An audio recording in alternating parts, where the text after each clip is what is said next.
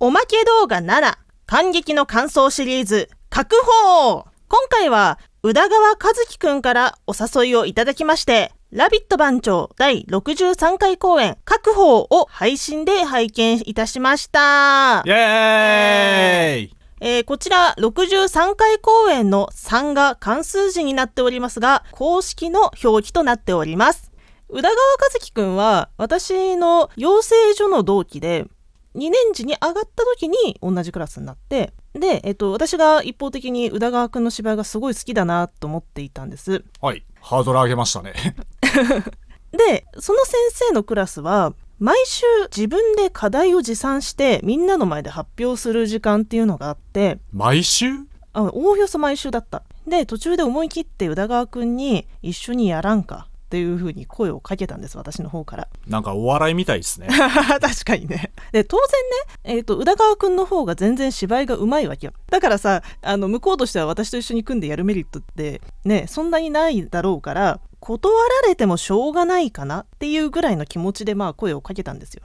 そしたら全然普通に OK 出してくれて、ありがとう。で、多分ね、そっから2回か3回かなんか一緒にやったような気がする。そんな宇田川くんが所属しているラビット番長さんの新作です。ラビット番長さんは結構ね、賞をたくさん取ってらっしゃる。賞？演劇の賞。演劇祭的なやつのとかね。はいはい。ラビット番長さんがその将棋を題材にした作品でたくさん賞を取っているらしいんですね。将棋縛り？あとね、なんか介護もあった気がするけど、記憶違いだったらごめんっていう。渋いですね。そう、渋いの。なんか劇団さんのテイストとしてはそんな渋くは作ってない。もっとみんなが見やすいようにポップに作ってくれてはいるんだけど、でも題材としてはやっぱ専門知識がないとさ、将棋にしても介護にしても適当に手出しちゃいけないジャンルじゃない、割と。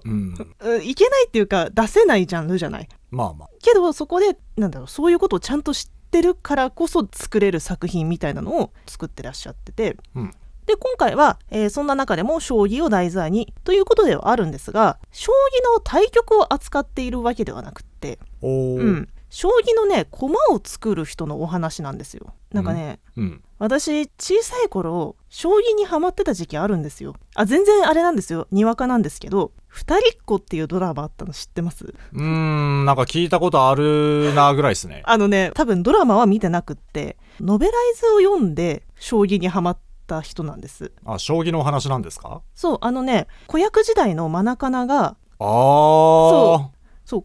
と二人っ子私今でも割と好きだからね、すごい語れるんだけどはい、ちょっと二人っ子の話はそんな感じで、だから将棋のこと全く分かんないわけではないんだけど、とはいえさ、プロのさ対局とかって全然分かんないじゃん。僕はまず将棋のルールが分かってないです。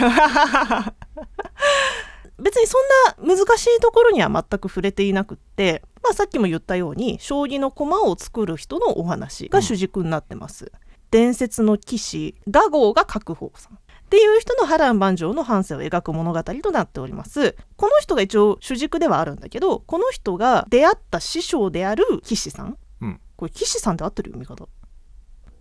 駒師さんでした。でしょうな。で、師匠であるラビット番長のボスがやってらっしゃる役で、その人に弟子入りをして、でさらにそのもう一世代後の若者の話っていうのも一緒に進んでいくんですよね。白鵬先生になる前の遠藤さんは居酒屋を奥さんと一緒にやっていたんだけど、奥さんが亡くなって閉めるんですね。その時娘にもなんで閉めるのっていうことは言われるんだけど、でその後いろいろ就活やらアルバイト探しやらってことをやるんだけどうまくいかなくって、でそんな中で展示されてたその40万のコマを目にしてわーってなってたら、先生が来て買うみたいな。いやさすがに買えないですよ。じゃあ自分で作ればいいじゃんみたいな。コマ作りたい？誰でもできますよみたいな、すごいライトな感じで勧誘をして、作品上ではね、ちょっとなんかその師匠の先生もゆるい感じのキャラクターの割とで、材料とかもらってさ家に帰ってやるじゃない、そうするとさ、それを見た娘がさ、お父さん何やってんの？仕事は？それってお金になるの？って当然さ反発するじゃない、それはね、お父ちゃん悪いよとは思う。せめて娘がいる手前ね、真面目にやりながらも趣味として裏でこっそりやるとかだったらいいんだけど、堂々とそんな娘にさ見られるような場所でさやってたらそりゃそう言われるよねとは思うんだけど、でなんかそのコマを作っていく過程でどうやら天才らしいっていうことがすごくライトに描かれるんですよ、だからそこがなんか、すごく見やすくって、別に最近の作品を否定しているわけではないんですが、今流行りってさ最初から天才ですごい力を発揮してとか、実はすごい能力を持っててっていう主人公像って割と当たり前にあって、ただこんなさらっと冗談っぽく天才なんだっていうことを描かれるってあんまりないよねと思って、だからなんかね鼻につかないというか、いやまたそれかみたいな感じにはならないでよ。そこがすごいねバランスがうまくって見やすかったんですけど、でなんか作品の中でさその何十万何百万とかってするコマっていうのは工芸品と一緒である。で彫り方とかってもいろいろあってみたいな説明が織り込まれていくわけよ。でそれでなるほどってなりながら人間のエピソードっていうところも味わいながらっていう風に進んでいくんですけど、はい、最終的にはその最終シーンっていろんな人のエピソードが収束する場所ではあるんだけど、各方先生の話で言うならば公式の対局っていうのかな、で各方先生の駒が選ばれましたおめでとうわーっていうことになるわけで、当然そういう名誉なことになったのでインタビューが娘のところに行って、でその娘がお父さんは私の誇りですっていうようなことを言うの、これはね私が実際に娘っていう立場だから感じることかもしれないんだけど、お父さんそこまで結果出さないと認めてもらえないんだなって思って、ちょっとね人間の辛さっていうものを逆にそこで感じてしまいましたね。なんならお父さん何やってんのっつってブチ切れてたぐらいですからね。そうでそこでやっと娘が認めてくれるわけなんだけど、そこまでねマイナスな評価を娘にされてしまっていたお父さんが再度認められるにはいっぱいいる人間の中で5本の指に入るぐらいの業績を残さないと娘に認めてもらえないっていうこの世知辛さこんなことをあの作品見て考えてる人いるんかななんかそれだけ聞いたら娘嫌なやつですけどね。いやでもねそれはだから私が実際に娘っていう立場だから言えることなのよ。だから娘の側の気持ちもわかる、どっちもどっちだとは思う。でだってほら男友達の結婚式ってさ新婦とさ新婦のパパの気持ちに感情移入するタイプの人間なんで、私バージンロードパパとさ一緒に歩いてきたうちの友達の奥さんがうちの友人にこう手を取られてさ行くわけよ、でそれをさ動画で撮ってたの。でもあれこの時パパはっつってヒュンってパパの方にカメラヒュンって向けてパパ今どんな気持ちどんな顔してるみたいな結婚式のね楽しみ方若干間違えてる感はあるんだけどお友達の奥さんのパパってことは、あなた他人ですよね全く他人ですね初めましてですでしょうね。なんかその自分の娘が行っちゃったのを見て今そこを撮らないで何を撮るみたいないや友達撮ってやれよでまたね本編が終わった後に特典映像っていうのがついていて、でそれはもうゆるーく撮った小屋入ってからなんか休み時間の時とかの様子とかっていうオフショットってことですか？そう本当にオフショットなの、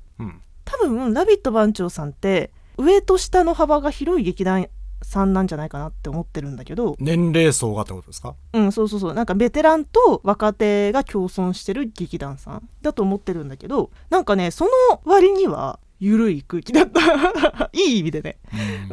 すごいほっこりしたんですよ。なんか劇団の中身をさオフショット的な感じで見ると多少ね取り繕うとは思うんだよ、役者さんだしみんな、いやでもさそんなんじゃさごまかせないじゃんその劇団の雰囲気って。だからね多分本当にね仲いいんだろうなっていうことをすごい思った。だって63回でしょ。そう63ってすごいよね。1年に1回やって63歳だよだから絶対1年に1回じゃないじゃんそんなんだってで1年に1回以上やるって結構大変よ、でやっぱりさそうやって賞をたくさん取ってる団体さんだから内部紛争みたいなのがあったらさそんなことしてる場合じゃねえってなっちゃうじゃんやっぱり、